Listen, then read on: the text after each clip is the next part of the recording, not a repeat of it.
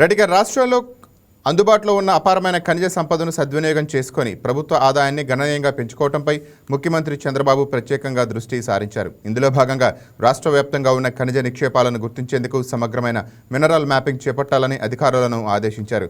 కేవలం ముడి ఖనిజాలను వెలికితీయటమే కాకుండా వాటికి రాష్ట్రంలోని విలువ జోడించే ప్రక్రియలను ప్రోత్సహించడం ద్వారా గరిష్ట ప్రయోజనం పొందాలని స్పష్టం చేశారు.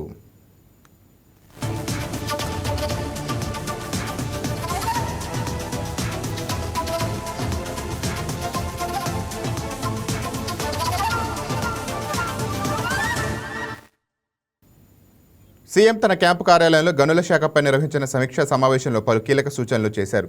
దేశంలోని కొన్ని రాష్ట్రాల్లో కేవలం ఖనిజాల ద్వారా వచ్చే ఆదాయంతోనే రెవెన్యూ మిగులు సాధిస్తున్నామని, మన రాష్ట్రంలోనూ ఖనిజ సంపదకు మార్కెట్ క్యాపిటలైజేషన్ ద్వారా విస్తృత అవకాశాలు ఉన్నాయని అన్నారు. Beach sand, rare earth minerals, ముడి ఇనుము, మ్యాంగనీస్, అల్యూమినియం వంటి ఖనిజాలకు ఇక్కడే విలువ జోడింపు ప్రక్రియలు జరిగేలా చూడాలని ముఖ్యమంత్రి దిశానిర్దేశం చేశారు.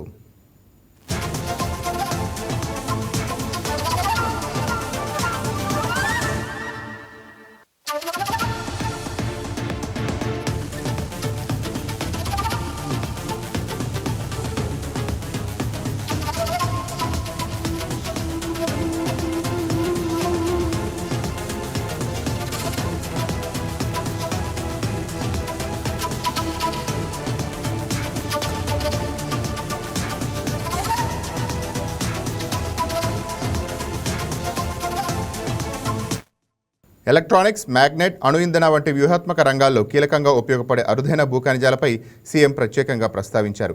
ఏపీ, ఒడిశా, కేరళ రాష్ట్రాల్లో లభ్యమయ్యే ఈ ఖనిజాల కోసం ఒక క్లస్టర్ను ఏర్పాటు చేసే అంశాన్ని పరిశీలించాలని సూచించారు. టైటానియం, ఇలామైనెట్, మోనజైట్ వంటి అత్యంత విలువైన ఖనిజాల నిల్వలను ఖచ్చితంగా అంచనా వేయాలని అన్నారు. ప్రజలకు ఉచితంగా అందిస్తున్న ఇసుక విధానంలో పారదర్శకతకు, అక్రమాలకు తావలేకుండా చూడటానికి టెక్నాలజీని పూర్తిస్థాయిలో వినియోగించాలని ముఖ్యమంత్రి చంద్రబాబు ఆదేశించారు.